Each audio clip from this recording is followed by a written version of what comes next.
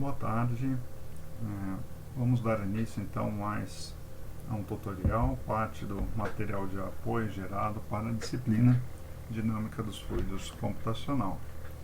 Esse tutorial do OpenFlow é o tutorial do Wingmotion, que se encontra dentro da pasta Incompressible, PIN-POPO, EHS Wingmotion. Esse tutorial ele é composto por três partes, né? A primeira parte usando o SnapXMesh como um molhador, um molhador tridimensional.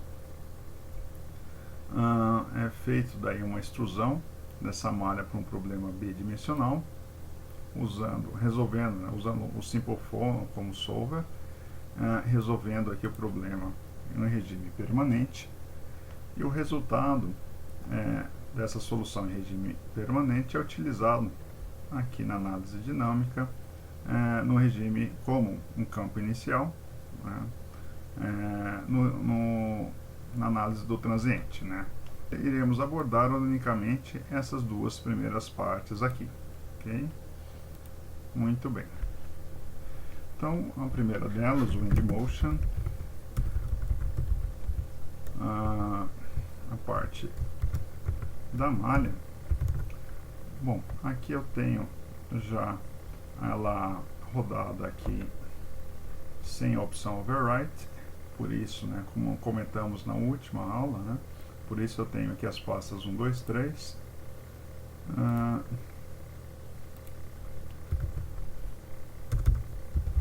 Vamos abrir aqui o Wallrun para que todo o processo fique mais claro. Opa.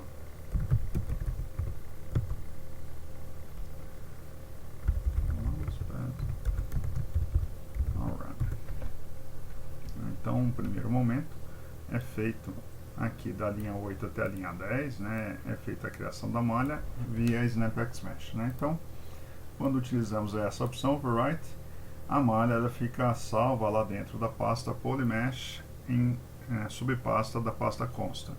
Então, ali, como pode-se observar, não foi feito isso. Vamos aproveitar aqui para ver o que nós temos aqui de malha. Todo o processo de geração via SnapXMesh. Então, a primeira fase do SnapXMesh é aquele castellated, Temos um perfil de asa.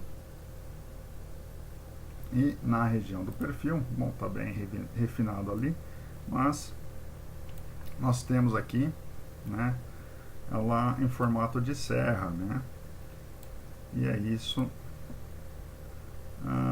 a primeira fase do malhador, Então esse formato aqui é típico da primeira fase. No segunda pasta, no segundo tempo, é feito o snap, Então isso daqui, esses dentes, eles vão ser transladados a esses pontos que não coincidem com a superfície.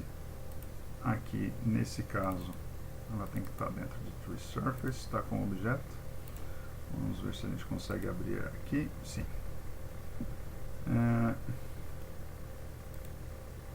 Vamos colocar aqui como, por exemplo, Então, nós observamos aqui que existem partes da malha que passam à superfície, e partes da malha que estão para dentro aqui, Então, na segunda etapa, que é feito o snap,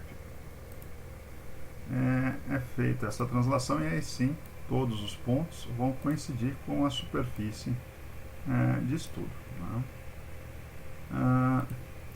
Feito isso, passamos aí a terceira etapa, que seria a adição de layers, os elementos de camada de prisma. Nesse caso aqui temos 3 layers, para o controle aí das propriedades aqui de parede do Y+.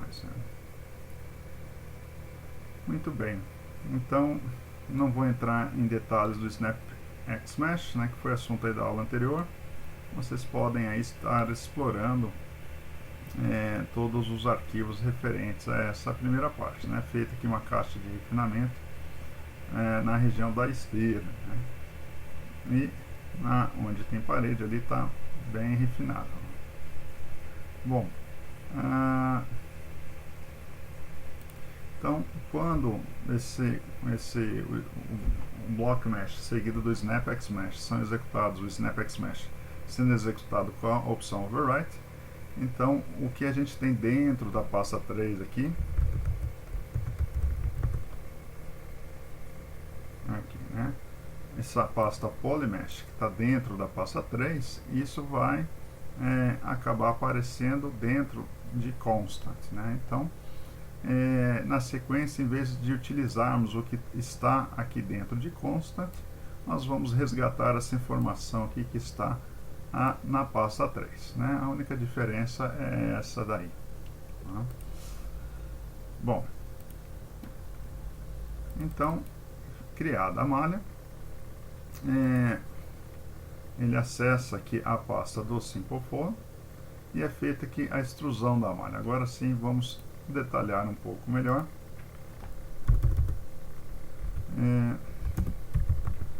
Sobe o nível e acessamos a opção do Simple For. Tá? Então aqui nós temos as 3 pastas, Zero Constant System, e a primeira coisa que é feita aqui seguindo é o all run, que é um roteirinho aqui, né, na linha 14, é a execução da extrusão da malha, né? O que acontece?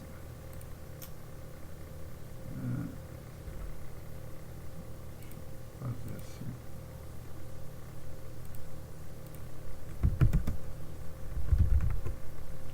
Eu acabei não falando.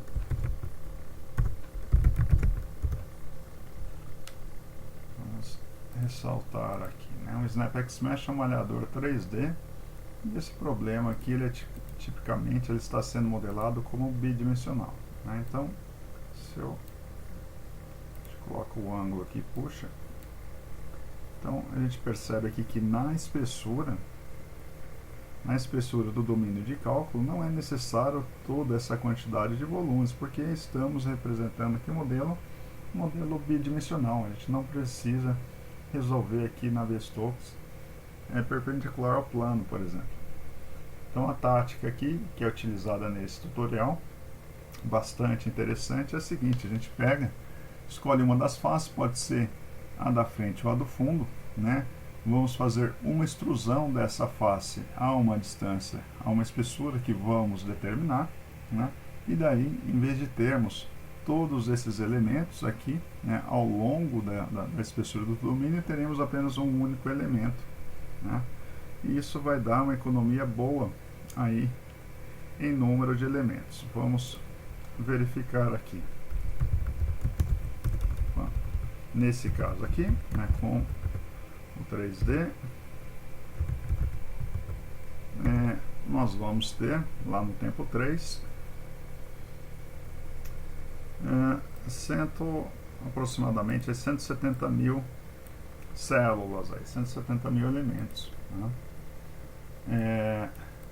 Vamos fazer a extrusão e verificar aí se realmente dá muita diferença, né? Bom, então todos esses dicionários, né, extrusão da malha, a criação dos pets, porque, né, ao fazer a extrusão a gente precisa renomear os pets antes de executar o Simple For. Todos esses dicionários estão na pasta System. Então vamos lá. Aqui, só para confirmar, extrusão de malha está aqui, assim como da criação dos pets, né? Vamos verificar um de cada vez. Mousepad, extrude na System, extrude mesh dictionary. Então aqui ele faz a extrusão, né? Vamos fazer a construção a partir de um pet. O caso de origem, né? Então um nível acima dentro de SnapXMesh Dictionary, né? Aqui ele já vai, todo case, né, ele tem essa estrutura do zero, constant e system, né? Então ele vai buscar lá dentro da pasta constant a subpasta polymesh, ele vai buscar lá, né? Então a gente precisa aí substituir o que tiver lá pelo que temos no tempo 3, né?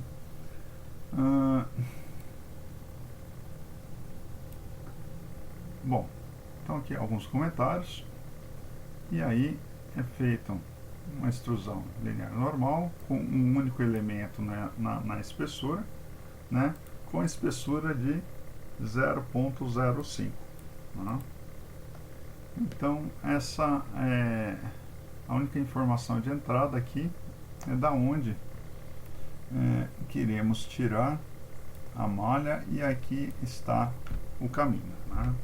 Então, dependendo do jeito que a gente reaproveita o tutorial, essa linha 23 aqui, ela precisa ser atualizada, né? Bom, vamos ter certeza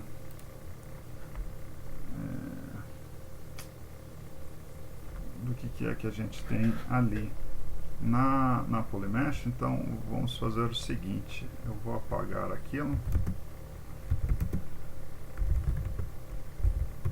né, e vamos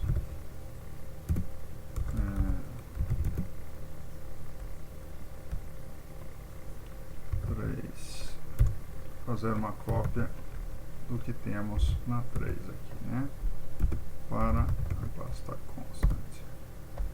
Opa, esqueci aqui recursivamente, né? Então agora essa polymesh que está aqui é justamente o resultado, o último resultado da última etapa do SnapXMesh, né? Com isso a referência dentro desse dicionário ela está correta.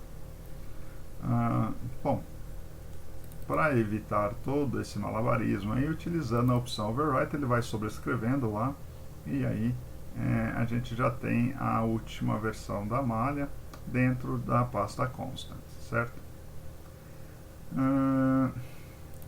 Então vamos à extrusão.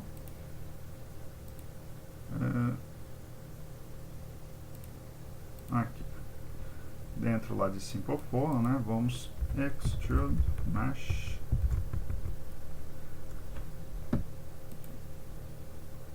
e é só isso. Normalmente a gente deixa isso dentro de um arquivo log, Extrude Mesh, e está feito, né? Então dentro aqui dentro dessa pasta constant aqui do Simple Follow, a malha que nós temos é a extrusão da malha que foi gerada, né, com o SnapXMesh. Se nós fizermos aqui, né, check mesh,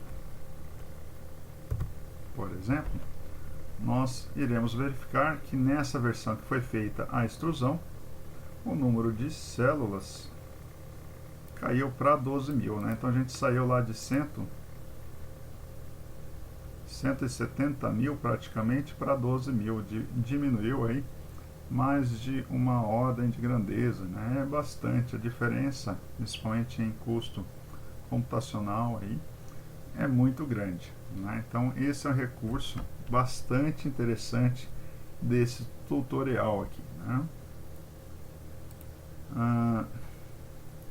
Muito bem. Então, feita a extrusão para cá, a gente pode até... Eu só não vou conseguir abrir agora o parafuso, por quê, né? Porque ao realizar essa extrusão, os patches se perderam. A gente precisa aí refazer os patches. E aí tem esse dicionário que vai aí renomear os patches que se perderam